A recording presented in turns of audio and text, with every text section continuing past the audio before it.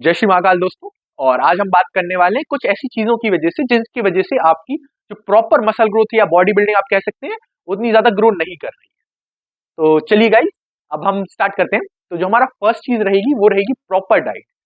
अब आप proper diet में आप क्या रहेंगे कि मैं खाना तो खा ही रहा हूँ बट बॉडी नहीं बन रही है, तो उसके कुछ रीजन हो सकते हैं। फर्स्ट चीज जो होगी ना, वो आप अपनी कैलोरीज ही काउंट नहीं कर रहे हैं। तो आपको ये चीज ध्यान रखना है कि आपको आपका जो गोल है उसके लिए आपको अपनी कैलोरीज काउंट करनी पड़ेगी। मान लीजिए आपको वेट लॉस करना है, वेट गेन करना है या मेंटेनेंस भी करना है, तो उसमें होगा क्या, आपको जो फूड आप इनटेक कर रहे हैं ना वो आपको काउंट करना ही पड़ेगा। तो आप जब अपना फूड काउंट करेंगे ना गाइस, तो आपके जो रिजल्ट्स होंगे वो बहुत ज्यादा शानदार होंगे। कि क्या होगा, आपको मोस्टली लग रहा होगा कि अरे मैं तो, आप इनडायरेक्टली सोच रहे होंगे मैं तो 3000 कैलोरीज ले रहा हूँ, बट जब आप काउंट करेंगे पता चली वो 2500 भी ना निकले। तो गाइस आप ट्राई करिए कि आप अपनी कैलोरीज काउंट करें, और जब आप अपनी कैलोरीज काउंट करेंगे तो आपको पता चलेगा कि आपकी डाइट में क्या कमी हो रही है। तो और आप चाहें तो उसके लिए मेरी एक प्रीवियस वीडियो है, आप उसमें देख सकते हैं डाइट के ऊपर। ठीक है गाइस, चलिए। तो अब हम सेकंड चीज पे बात करेंगे, वो रहेगा प्रॉपर रेस्ट, और हम स्लीप भी कह सकते हैं। तो क्या होता है गाइस, जब हम वर्कआउट करते हैं ना, तो उसके बाद जो मोस्टली हमारा जो काम है, आप समझिए कि जो 30% है ना जो हमारा जिम में करते हैं वो 30% है, और बाकी जो हमारा स्लीप और फूड है ना वो 70%। अगर आपको आपकी बॉडी ग्रोथ करनी है तो आपको इन दोनों चीजों का ध्यान रखना पड़ेगा और इनका बैलेंस बनाना पड़ेगा। तो जो आपका 70% जो आपका फूड एंड स्लीप है उस पर बहुत ध्यान देना पड़ेगा, क्योंकि आप जब स्लीप करते हैं ना तभी आपके जो हॉर्मोन्स है वो सिक्रीट होंगे, और आपकी जो बॉडी होगी प्रॉपर रेस्ट फॉर्म में होगी, तभी आपकी बॉडी ग्रोथ होगी। क्योंकि आपके जो मसल्स जो ब्रेक हुए होंगे ना उनको रेस्ट मिल रहा होगा, ताकि आपके वो मसल्स वापस रिकवर हो पाए। और आपको पता होगा जब वो वापस रिकवर होते हैं तभी उनका साइज एनहेंस होगा। अगर आप अपनी बॉडी को प्रॉपर रेस्ट ही नहीं देंगे, और इस रेस्ट का मतलब है कि आपको आपकी बॉडी को 7 to 9 आवर्स की स्लीप देनी ही देनी है, और वो भी एक सेटअप में देनी है। मोस्टली स्टडीज में देखा गया है कि जो लोग 7 to 9 आवर्स की स्लीप देते हैं उनकी बॉडी ज्यादा ग्रोथ करती है उन लोगों से जो आपको मतलब स्मॉल इंटरवल्स में वो स्लीप पैटर्न देते हैं, जैसे 5 घंटे पहले सो लिया फिर बाद में सो लिया, तो वो उन लोगों की कंपेरिजन। ठीक है गाइस, चलिए। अब हमारी जो नेक्स्ट चीज होगी वो होगी कि हम दूसरों से अपने आप को कंपेयर कर रहे हैं। आप अपनी बॉडी टाइप को और दूसरे के बॉडी टाइप को उतना ज्यादा कंपेयर मत कीजिए। क्या होगा कि ऐसी कोई चीजें होंगी जो आपकी बॉडी में एब्जॉर्ब होती होंगी और उनके में नहीं होती, और हमारा साइज भी तो डिफरेंट है। मान लीजिए उसके स्टार्टिंग से ही ब्रॉड एंड शोल्डर्स है और आपके स्टार्टिंग से ही नैरो शोल्डर्स है, तो क्या होगा, जो उसका फ्रेम दिखेगा ना गाइस, तो वो एक्सट्रीमली ह्यूज दिखेगा या फिर एक्सट्रीमली मतलब लेस शेप में दिखेगा। तो क्या होगा, आप सोचेंगे अरे इसकी बॉडी इतनी ज्यादा ग्रोथ हो रही है, इतना ये हो रहा है। तो आपको उतना ज्यादा किसी से अपना कंपेयर नहीं करना, आपको अपने आप से कंपेयर करना है कि आप कुछ महीने पहले या कुछ साल पहले आप कैसे दिखते थे। तो उसके लिए आपको क्या करना है, अपनी एक फोटोज एक सिमिलर स्पॉट ले लीजिए, कोई एक ऐसी जगह जो आपको पता है कि आप यहाँ पे हर महीने फोटो ले सकते हैं। आपको कुछ नहीं करना है, अपने क्लोथ्स उतारने और उस जगह पे फोटो लेनी है अपने हर एक बॉडी पार्ट की। ठीक है गाइस, मतलब अपर बॉडी पार्ट। एंड फिर क्या करना है, आप एक टेप ले लीजिए मेजरिंग वाली, तो उससे अपने जो साइज है ना बाइसेप्स का, ट्राइसेप्स का, चेस्ट का, शोल्डर्स का, तो वो आप लिख लीजिए। तो आपको क्या होगा, आपके पास रिटर्न फॉर्मेट भी रहेगा और फोटोज में भी रहेगा। तो आप क्या होगा, इससे आपको हेल्प मिलेगी। आप इससे आप अपने आप को कंपेयर करेंगे कि अरे मैं इतने टाइम पहले ऐसा दिखता था और अब ऐसा दिख रहा हूं। लेकिन ऐसा भी हो सकता है गाइस कि आपकी बॉडी श्रिंक कर जाए या खराब हो, मतलब थोड़ा सी, क्योंकि क्या होता है जब कोई भी चीज अप होगी तो वो चीज डाउन भी होगी। क्या होगा, आप बीमार पड़ सकते हैं, तो उस टाइम पे आपकी बॉडी और ज्यादा गड़बड़ हो सकती है, या फिर आप प्रॉपर डाइट नहीं ले रहे होंगे, तो आपको इतना ज्यादा टेंशन लेने की जरूरत नहीं है। हमारी बॉडी वापस वो जो मसल मेमोरी रहती है ना वो बॉडी हमारी याद रखती है, तो उससे आपको इतना ज्यादा इशू नहीं होगा। तो आपको बस इतना काम रख करना है कि आपको अपने आप को कंपेयर नहीं करना है दूसरों से, और अपने आप से ही कंपेयर करना है कि मैं कुछ टाइम पहले इतना था और अब मैं ऐसा हो रहा हूँ। आपको अपने बॉडी टाइप को अपने अपने आप से ही कंपेयर करना है, किसी दूसरे से कंपेयर करने की बिल्कुल जरूरत नहीं है। क्या होगा, आप दूसरों से कंपेयर करते रह जाएंगे कि वो ऐसा कर रहा है ऐसा कर रहा है, और इससे आपकी बॉडी ही नहीं बनेगी। चलिए गाइस, तो हम नेक्स्ट चीज पे जाते हैं, वो होगा टू हैवी गाइस। तो क्या होता है गाइस, आपने अपने जिम में देखा होगा कि कुछ लोग बहुत ही ज्यादा हैवी उठा रहे होंगे, मान लीजिए, और उनका प्रॉपर फॉर्म नहीं हो या फिर प्रॉपर फॉर्म हो भी, लेकिन तो आपको याद रखना है कि जो टू हैवी रहेगा ना गाइस, वो आपकी स्ट्रेंथ इंक्रीज कर रहा होगा, आपकी मसल हाइपोट्रोफी नहीं बढ़ा रहा होगा। आपको अपनी मसल हाइपोट्रोफी बढ़ानी है। आपका गोल अगर स्ट्रेंथ है, आपको कॉम्पिटिशन्स खेलने हैं जिनमें आप पावर लिफ्टिंग करेंगे, तो कोई भी इशू नहीं है, आप फिर वो स्ट्रेंथ पे जाइए। और इसका मतलब ये नहीं है कि आप अपनी स्ट्रेंथ ना बढ़ाएं, आप कोई भी एक एक्सरसाइज रखिए। जैसे फॉर एग्जांपल अब हम डेड लिफ्ट रखते हैं, तो आप अपनी डेड लिफ्ट कैसे रखिए, आप मान लीजिए उसमें 4 सेट्स कर रहे हैं, तो आप क्या करिए, जो अपने आपके पहले 3 सेट्स रहेंगे ना गाइस, उनमें आप हैवी जाते रहिए, और उनमें भी क्या करिए, आप बार आपको 1 रैप मैक्स खेलना है, कोई इशू नहीं है गाइस। आप अपने जो पहले 3 सेट्स रहेंगे ना, उनमें एज हैवी एज पॉसिबल जाइए। एज हैवी एज पॉसिबल का मतलब 90% ऑफ का पीआर जो होगा, या फिर 100% ऑफ द पीआर भी आप जाए। तो क्या होगा, आप आराम से जाइए, जो भी आपका डेडलिफ्ट वाला हैवी वेस्ट वेट है, 1 रैप 1 रैप 1 रैप, तो आपके 3 सेट्स हो गए जो बहुत ही हैवी हो गए, आपकी मसल में अब सोरनेस आ गई है। अब आप अपने 4th सेट में क्या करिए, अब अपने 4th सेट में करिए, आप अपना वेट कम करिए और लगाइए 20 रैप्स प्लस 25 रैप्स। तो आपको क्या होगा ना गाइज, आप एक चीज ट्राई करके देखिएगा, जो वॉल्यूम से इंक्रीज होगा ना, आपको मजा ही आएगा, और आपकी मसल जो साइज होगा ना, वो भी बहुत ज्यादा हेल्पफुल रहेगी। तो आपको बहुत ज्यादा हैवी उठाने की बिल्कुल भी जरूरत नहीं है। और कुछ ऐसी बॉडी पार्ट्स रहेंगे, जैसे फॉर एग्जांपल आपका बाइसेप्स, तो इसमें बहुत ज्यादा हैवी उठाने की कोई जरूरत ही नहीं। अब इसमें बहुत ज्यादा हैवी हैवी हैवी हैवी करते जाएंगे तो कोई उतना ज्यादा नहीं मिलेगा। आपको एक रैप रेंज रखनी है, कितनी, कि आपको 4 रैप से 12-15 रैप इसके बीच में ही ट्राई करना है, कि आपका जो वर्कआउट जो आपके सेट्स रहेंगे वो रहे। इससे जो कम रहेगा वो आपका स्ट्रेंथ के लिए रहेगा, और उससे जो ज्यादा रहेगा वो भी आपकी मसल हाइपोट्रोफी इंक्रीज कर सकता है, लेकिन क्या होगा कि आपको इंजरी होने के थोड़े से चांसेस बढ़ जाएंगे। तो आपको ये चीज बस हल्की सी ध्यान रखनी है गाइस, ठीक है गाइस। तो आप बहुत ज्यादा हैवी मत जाइए किसी भी एक्सरसाइज में, आप इतना रखिए कि आप 4 रैप से लेके 12-15 रैप के बीच में आराम से कहीं पे भी आपका खत्म हो जाए। और जो खत्म हो रहा होगा ना गाइस, याद रखिएगा, जो एंडिंग के रैप्स होते हैं ना, जो इफेक्टिव रैप्स कहते हैं हमारे, जैसे फॉर एग्जांपल आपको एक एग्जांपल देता हूं कि हम डंबल प्रेसेस लगा रहे हैं, बेंच प्रेसेस। तो आपने क्या किया, आपने 4 रैप लगाए, और उन 4 रैप के बाद आपको अब बॉडी में फटीग आ गया है। तो अब जब आप अपना 5वां 6वां 7वां या 8वां ऐसे जो रैप्स लगा रहे होंगे ना, जब आपकी बॉडी बिल्कुल आपकी हिम्मत नहीं हो रही उठाने की, वो रहेंगे हमारे इफेक्टिव रैप्स। और वो जो इफेक्टिव रैप्स होते हैं ना गाइस, वही हेल्प करते हैं हमारी बॉडी इंक्रीज करने में और हमारी मसल साइज के लिए भी। तो गाइस आपको इस चीज का ध्यान रखना है कि बहुत ज्यादा हैवी जाने की जरूरत नहीं है। आप हैवी जाइए बिल्कुल, आप आराम से स्क्वाट्स की भी, मतलब स्क्वाट्स किसी भी चीज में लगाइए, 2 रैप 4 रैप, थोड़े से रैप्स भी तो ज्यादा लगाइए। ये नहीं करना है कि आप स्क्वाट्स में गए, आपने 200 किलो की लगा लिया है और आपसे निकल एक ही रैप रहा है, तो मीनिंग ही नहीं ना गाइस उसका। आपको पावर लिफ्टिंग तो खेलना नहीं है, खेलना है तो फिर कोई इशू नहीं है, ठीक है गाइस। और जब भी आप एक चीज याद रखिए कि जब भी आप कोई हैवी कर रहे हैं, तो आपको ध्यान रखना है कि आप अपना प्रॉपर फॉर्म मेंटेन करें, ठीक है गाइस।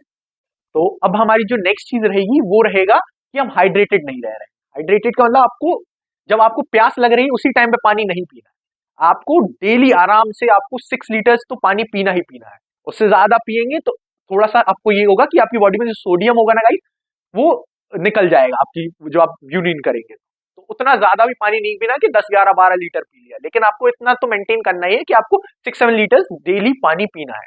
तो क्या होगा, आपकी जो, आपको पता होगा कि आपकी जो बॉडी है वो मोस्टली वाटर से ही बनी हुई है। तो क्या होगा, अगर आप हाइड्रेटेड नहीं रहेंगे तो आपकी मसल ग्रोथ नहीं हो पाएगी गाइस। ये चीज बहुत ज्यादा इंपॉर्टेंट है। तो आपको ये चीज इंपॉर्टेंट रखनी है कि आप इंटरवल्स में, आपको प्यास नहीं भी लग रही है, फील नहीं हो रहा है, मोस्टली गाइस क्या करते हैं कि जब फील होता है कि अरे मुझे प्यास लग रही, तभी पानी पीते हैं। आप आराम से जाइए, जिम में भी आप अपनी 1.5 लीटर या 2 लीटर की बोतल लेके जाइए, आराम से। आपको याद रखना है कि आपको वहां पर भी धीरे धीरे धीरे करके खत्म करना है वो पानी। और घर पर भी आप अपना पहले से सेटअप बना के रखिए। मैं क्या करता हूँ, मैं अपनी 3 बॉटल्स रखता हूँ जो 2-2 लीटर की है। तो क्या होता है, वो मुझे पता होता है कि at the end of the day मुझे खत्म करनी है। लेकिन इसका मतलब ये भी नहीं है आपको जबरदस्ती पानी पीना है, आपको शॉर्ट इंटरवल्स में, जब भी आप हल्का सा हिले या कुछ। और याद रखना है, अगर आप मॉर्निंग में उठते ही साथ पानी पिएंगे तो ये चीज सबसे अच्छी चीज होगी आपके लिए। आप इससे बहुत अच्छे से फ्रेशन अप हो पाएंगे और आपकी बॉडी के लिए भी बहुत ज्यादा हेल्दी रहेगी, ठीक है गाइस। तो गाइस जो हमारी नेक्स्ट चीज रहेगी वो रहेगी हमारी, हमें गट हेल्थ की हमें ध्यान रखना है।